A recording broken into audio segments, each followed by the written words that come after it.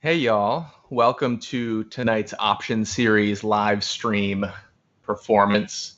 We've got a really great show for you tonight.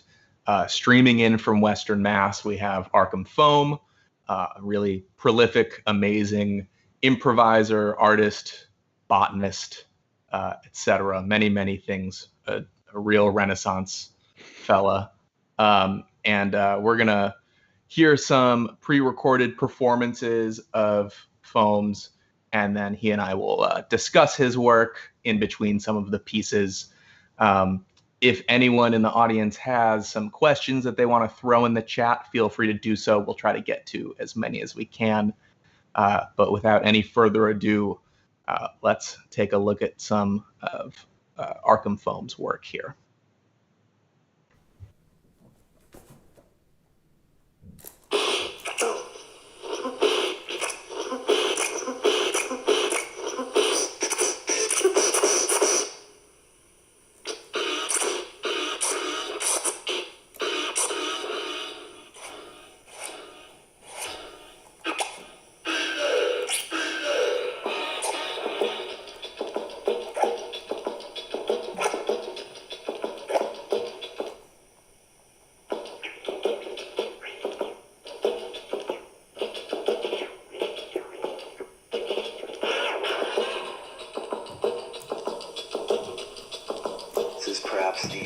Exciting thing to enter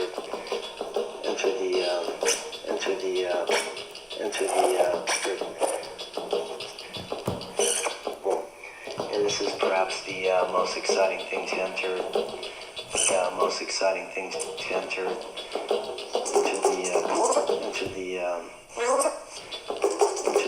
into the HOS new release bin since the squalls and crickets. I don't know. And what this Scott Johnson does is take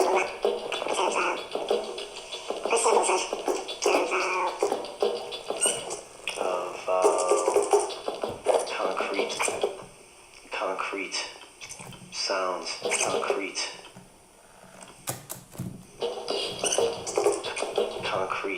sounds, concrete sounds, concrete sound, concrete sounds, sound, and concrete sounds, and uses digital delays,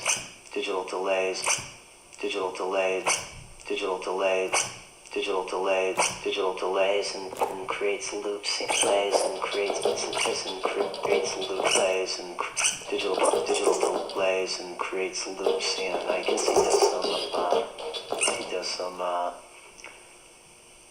standard tape looping also, and standard tape looping also, and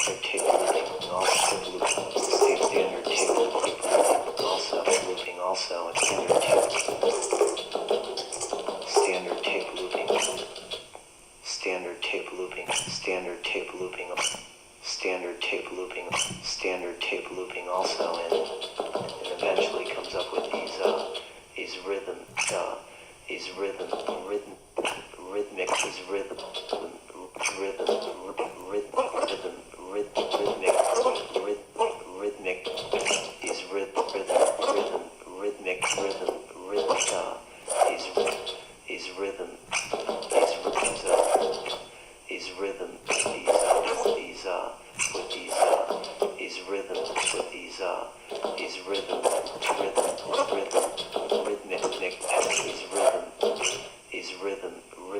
rhythmic patterns that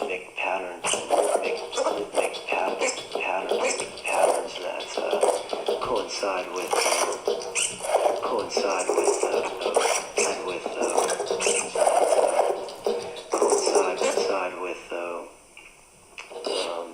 other things happening. That makes any sense.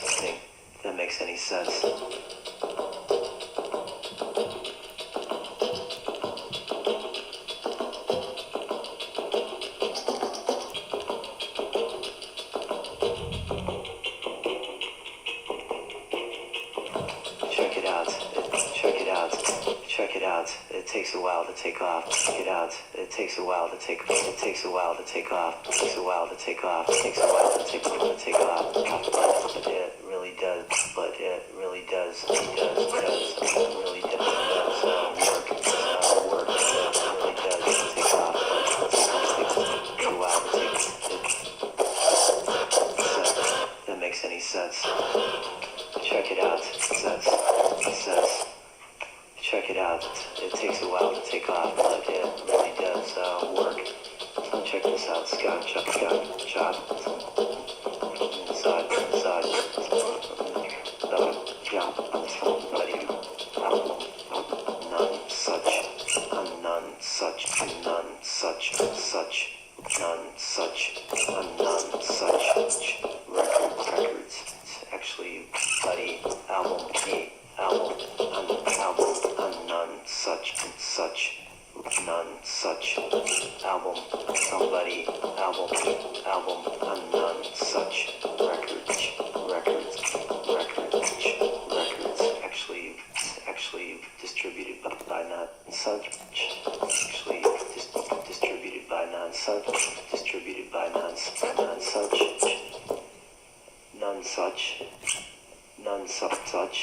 and it's on Icon record, on Icon records.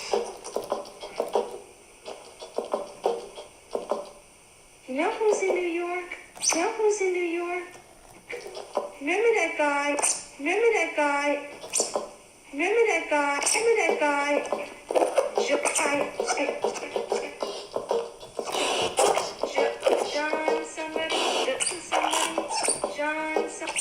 John somebody.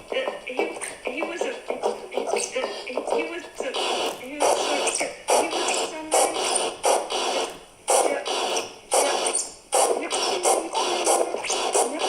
in New York. Remember that guy? John somebody. He was sort of a. Remember that guy? John somebody. He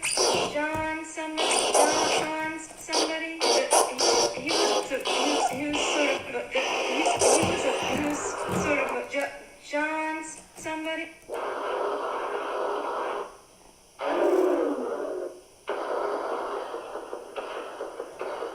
Yep. He was sort of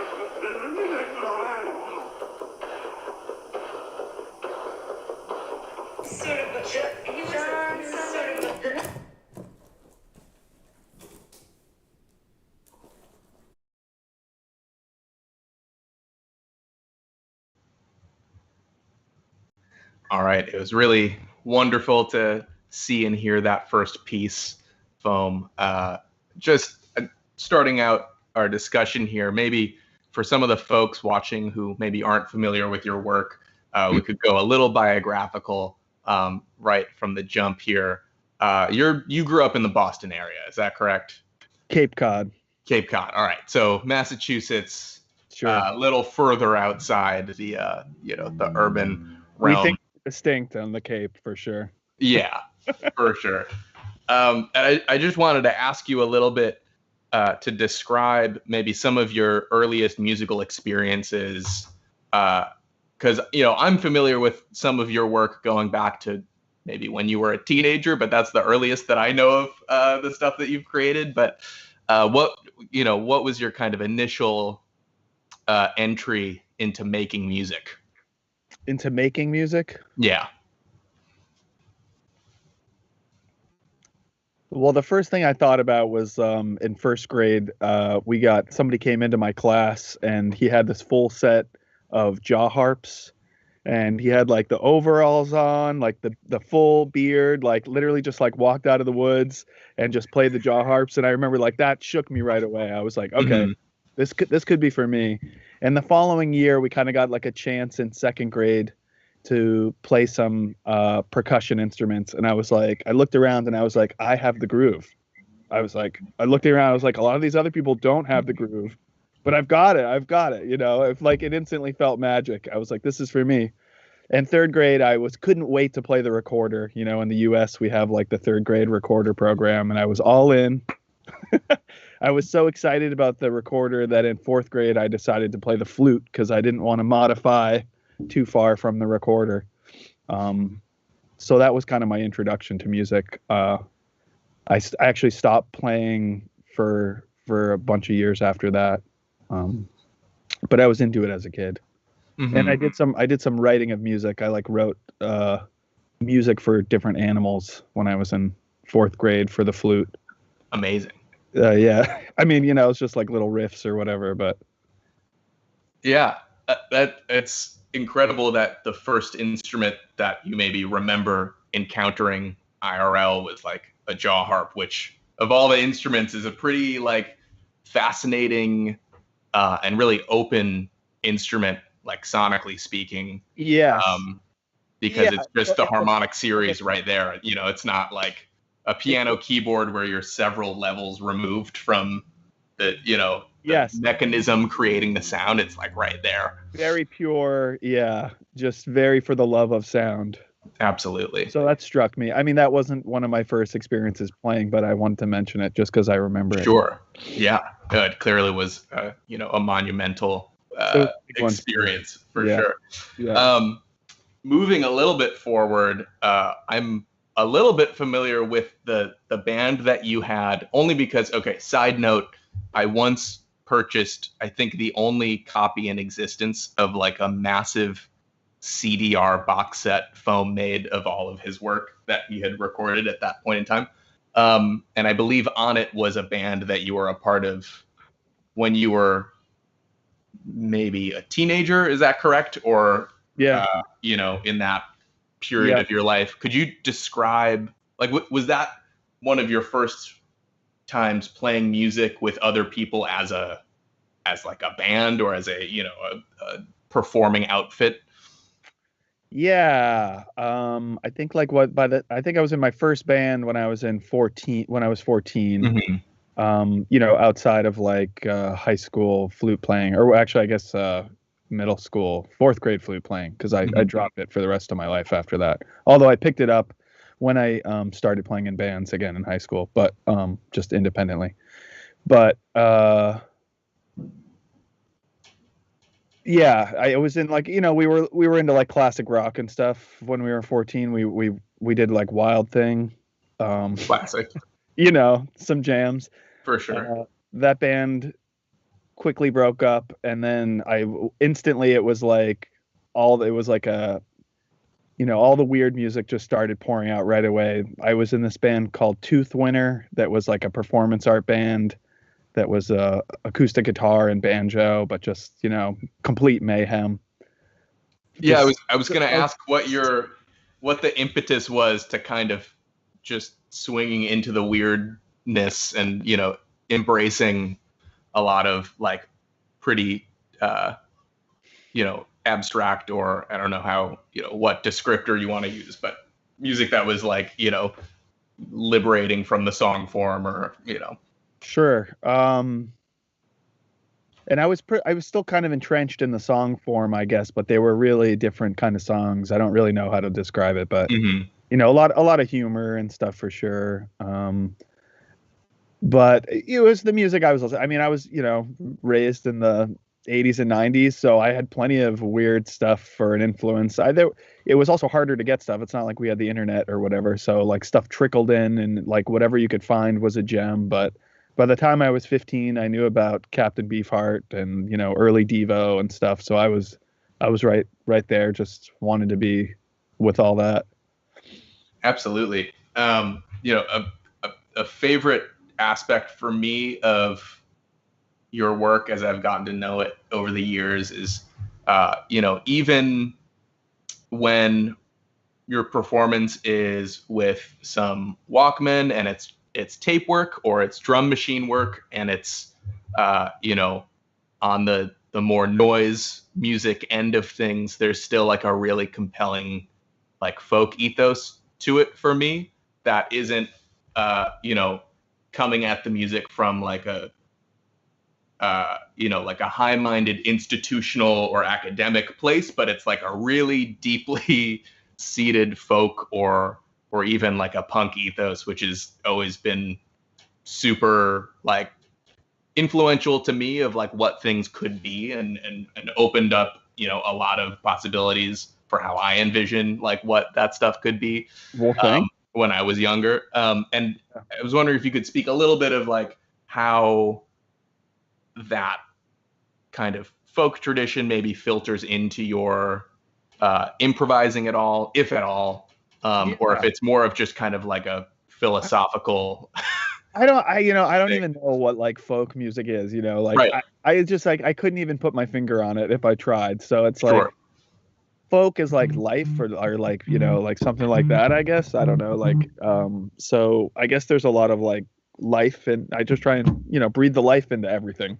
Absolutely. Well, let's maybe take a look at some more pieces that Foam has sent us.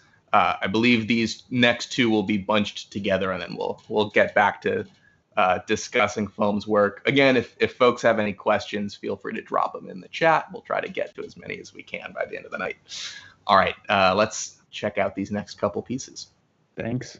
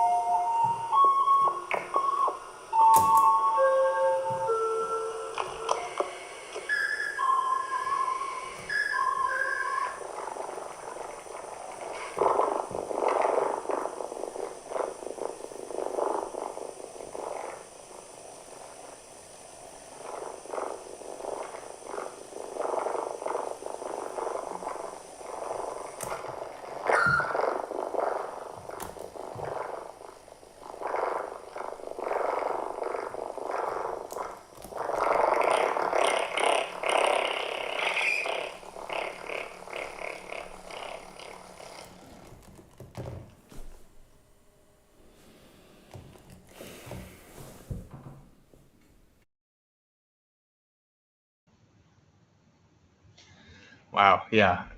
I love the variety in those last two pieces. I wanted to ask just right off the bat. The first of that bunch there included some video work with insects and plants, which I know you do a lot of work with.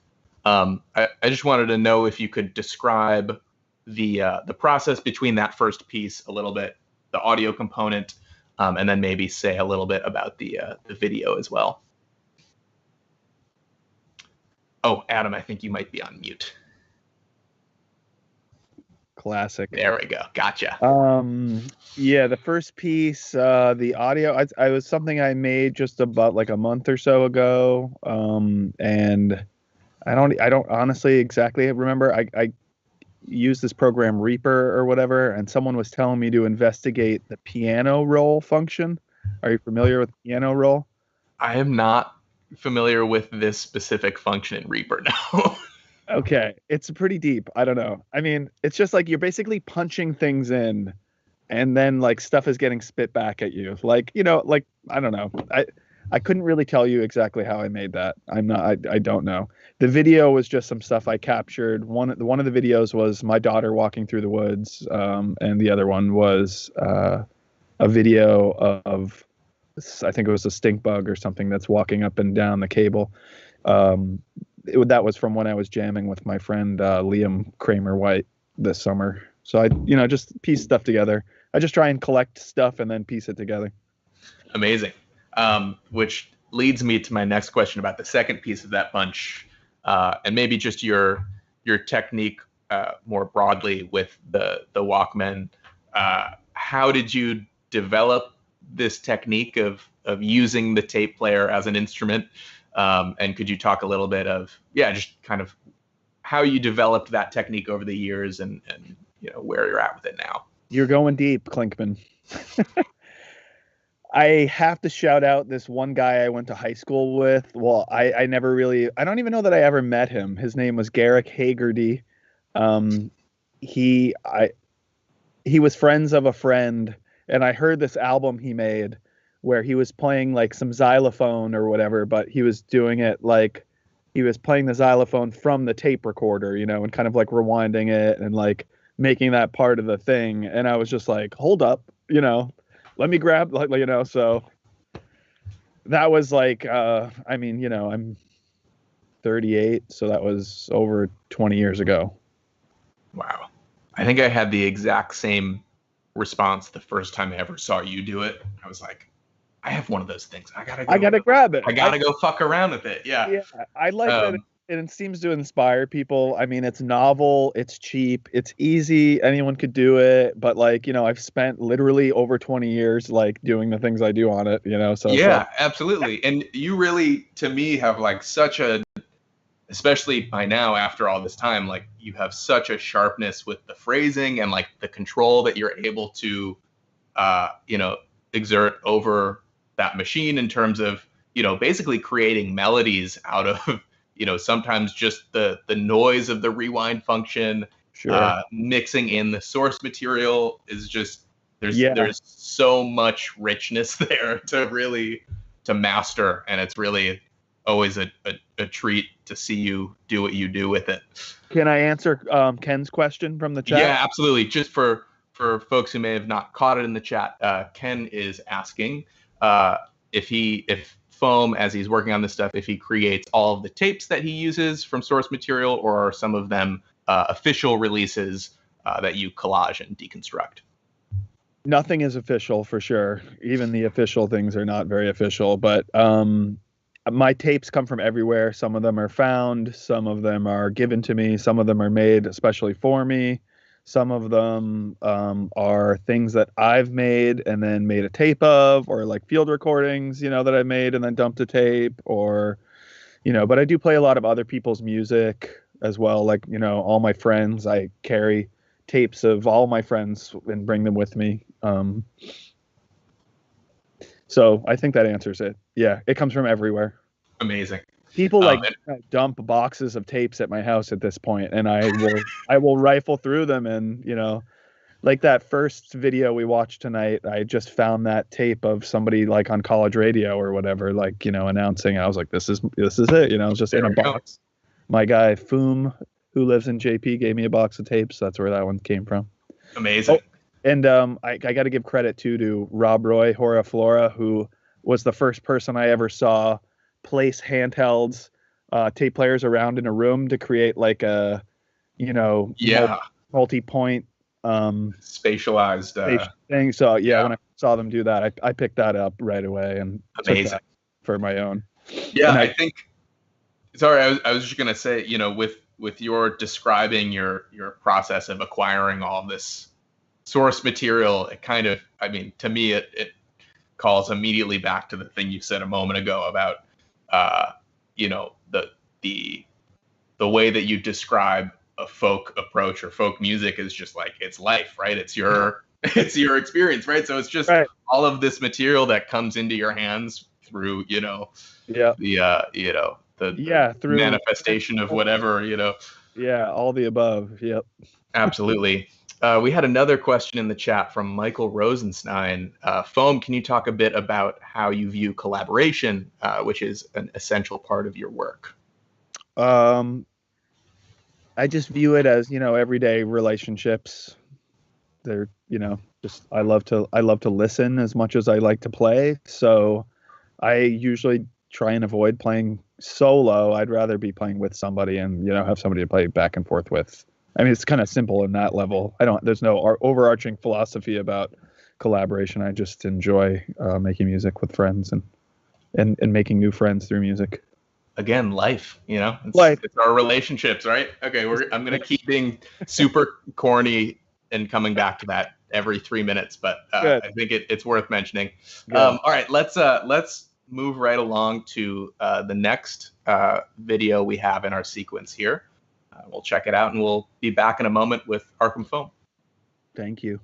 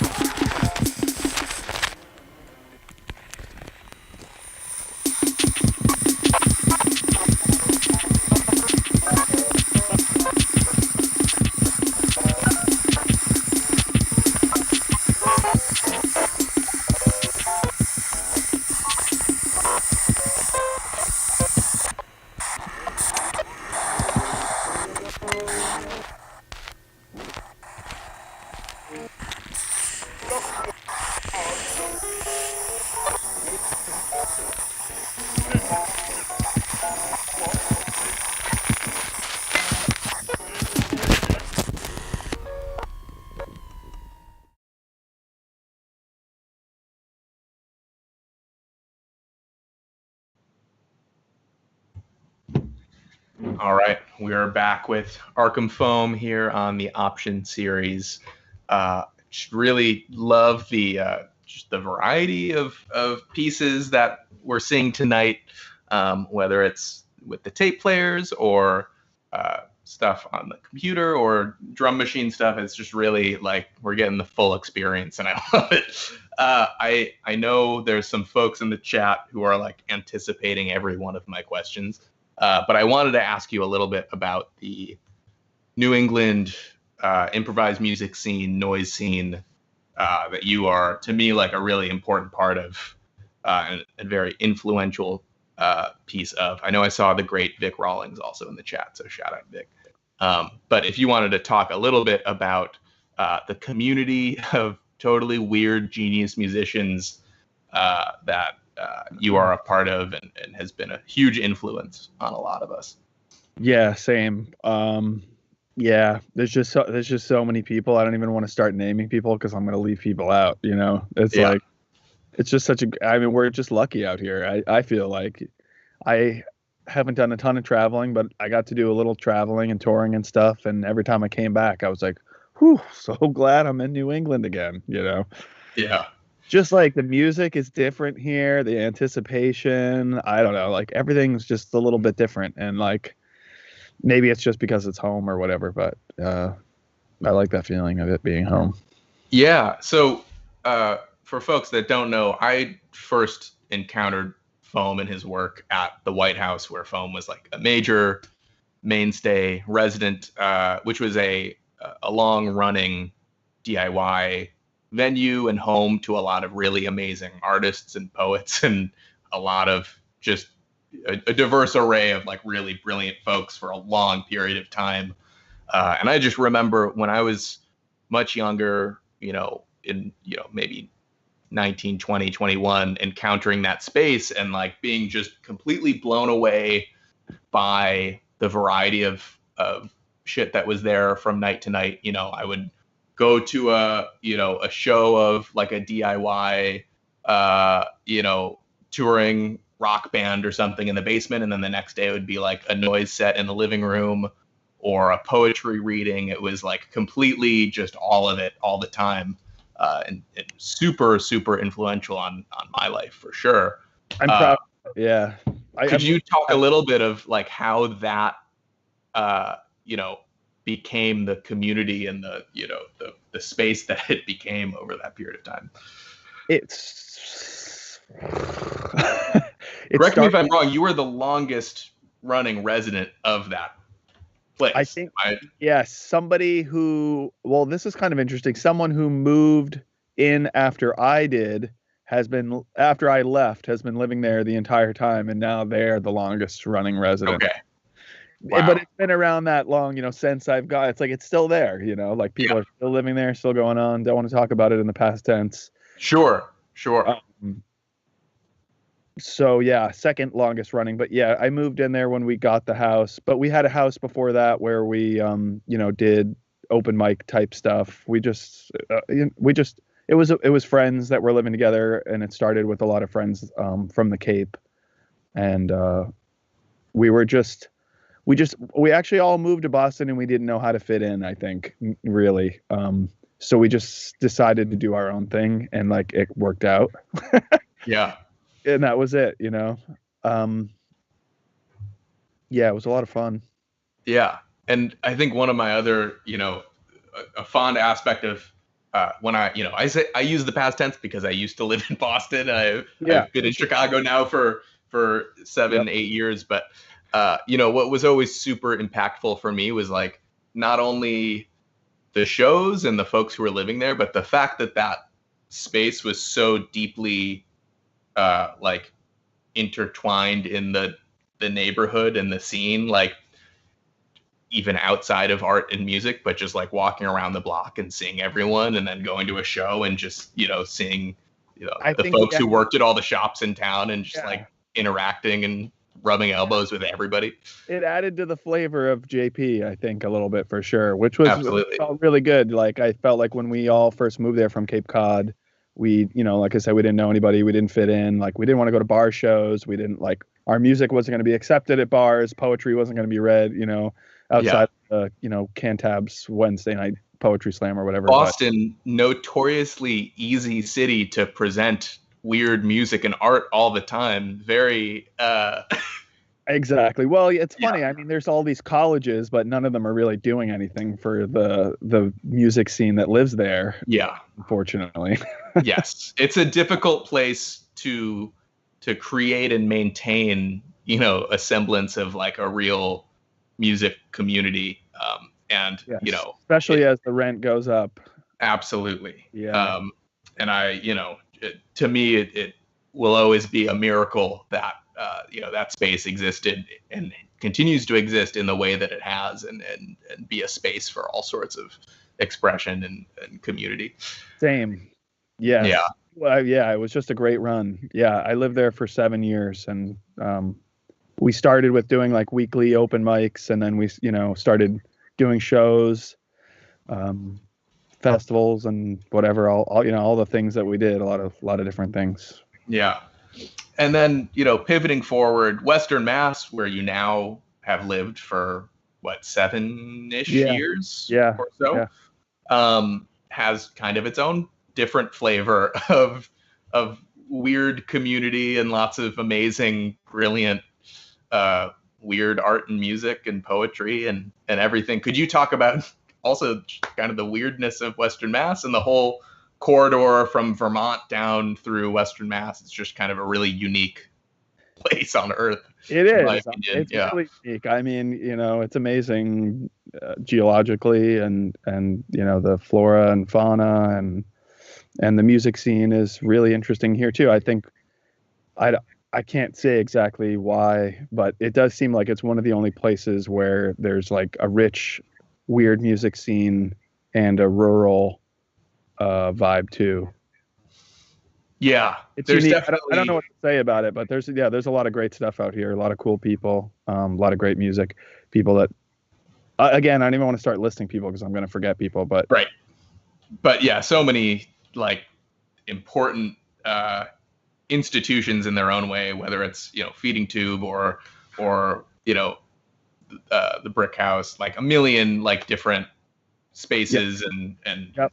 folks making amazing stuff. The Holy Mystery Train, yes. Yes, yeah. So if any folks have not checked all that work out yet, I highly recommend it. Yes, the Western Mass music scene. It's like, yeah, there's no central place where you can go to learn about it all. Unfortunately, it'd be great if there was, like a Wikipedia page with Ben Hersey and all the greats. But one day, not yet. Right. We'll have an encyclopedia at some point. But I know that there was another question in the chat from one Daniel Weich. Hi, Daniel.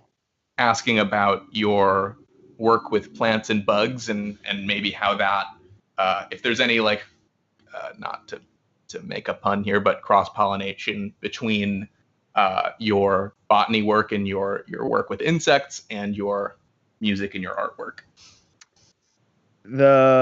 It all bleeds, I guess,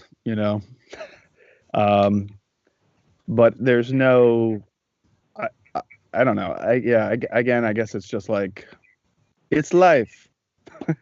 There we go. Amazing. We should have made a drinking game out of this interview. Yeah. Oh God. I can't think of anything else to say about it. Yeah. I don't know. I'm just interested in plants. I'm interested in insects and I like music, and they definitely cross over for sure. Sometimes I use recordings of insects in my music and videos, and I've been trying to cross them more and more. Absolutely. Yeah. Yeah. By the way, check Foam out on Instagram and Twitter at Interested in Plants. Very good content worth following, whether it's images of rare moths that you encounter or amazing plants as well. All right, let's check out the next piece here in our sequence, and we'll be back shortly with Foam.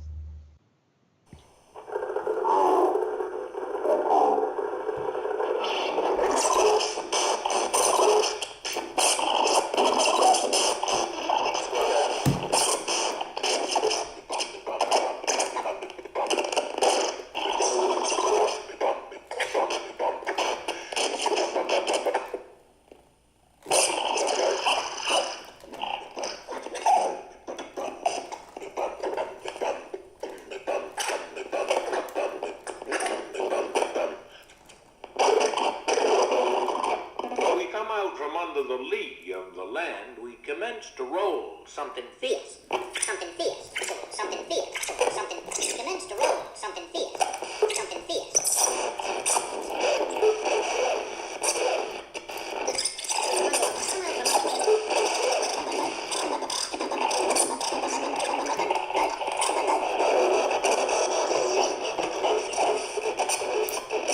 When we come out from under the lee of the land, we commence to roll, something fierce, fierce, fierce. So we put up the steadying sail. Then, right out in the middle of the channel, we run aground. Ah.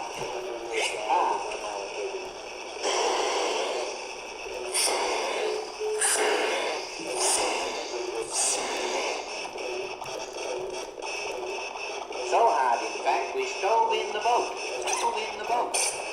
When the rock we had struck up alongside of us, we could see it was a whale. We must have knocked him out. Was he just laid there, wallowed away? We jumped up on top of the whale and stepped the mast of the steadying sail in his blowhole. Off the wind, steadied the horn on a broad reach.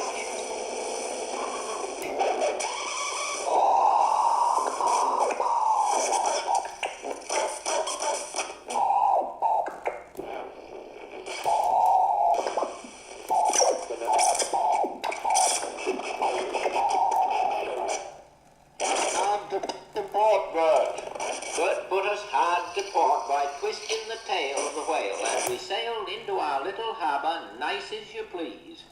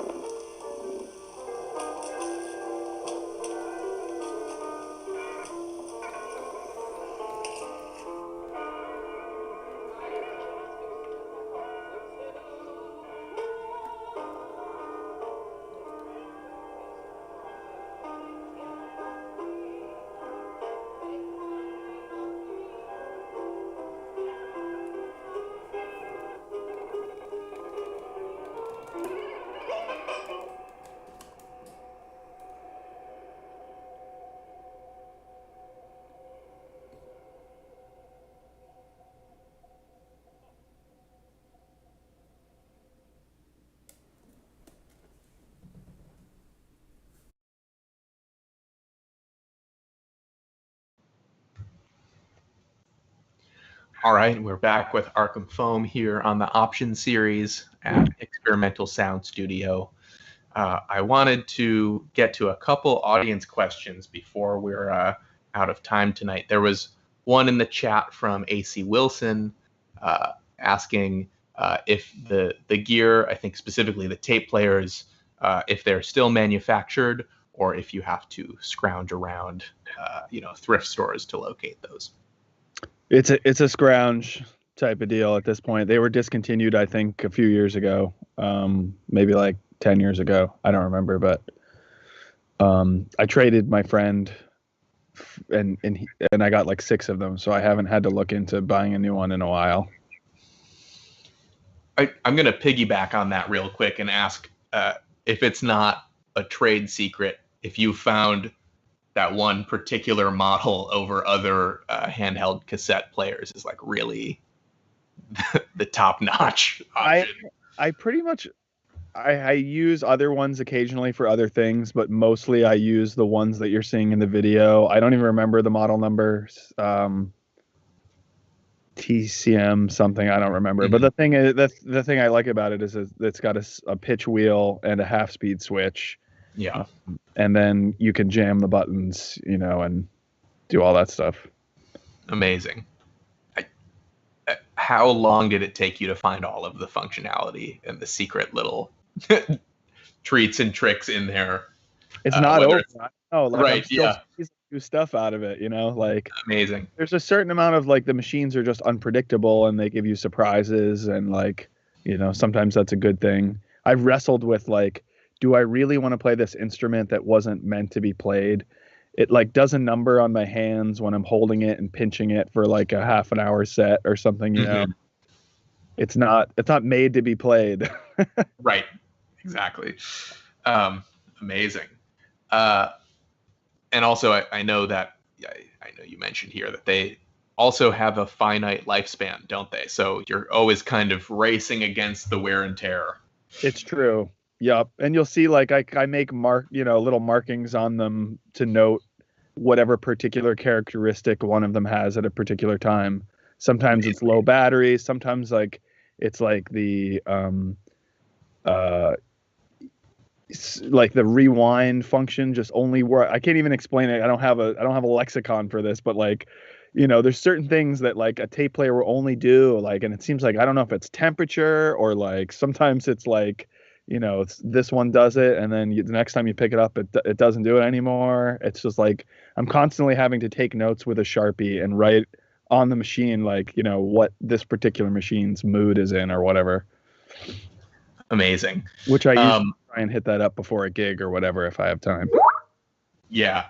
I wanted to also, I don't know if there are any other audience questions, but I did, before we're done here, I wanted to ask you, what you're up to right now, if there are any exciting projects that you're working on going forward that are, occupying your mind, and things that you're working on coming up. For music? Could be anything. Yeah, well, I'm working on a lot of different research projects. I guess that's like occupying my mind the most. I've been working on documenting different moth and flower observations for, moth pollination, getting into all this leaf miner stuff, and started rearing larvae thanks to Charlie Eisman, who's up in Northfield, close to here, who's kind of the go-to master of all that. And then, yeah, I'm working on a album at home, slowly, play with my band 10 Gallon Hat when we get a chance. And hopefully that'll be more often soon as life changes. Absolutely. Yeah, whatever. Just meeting with my friends, playing music, whatever comes up. There's more. I don't have enough time for all the music that I'd like to make. Yeah. Relatable. Right. Amazing.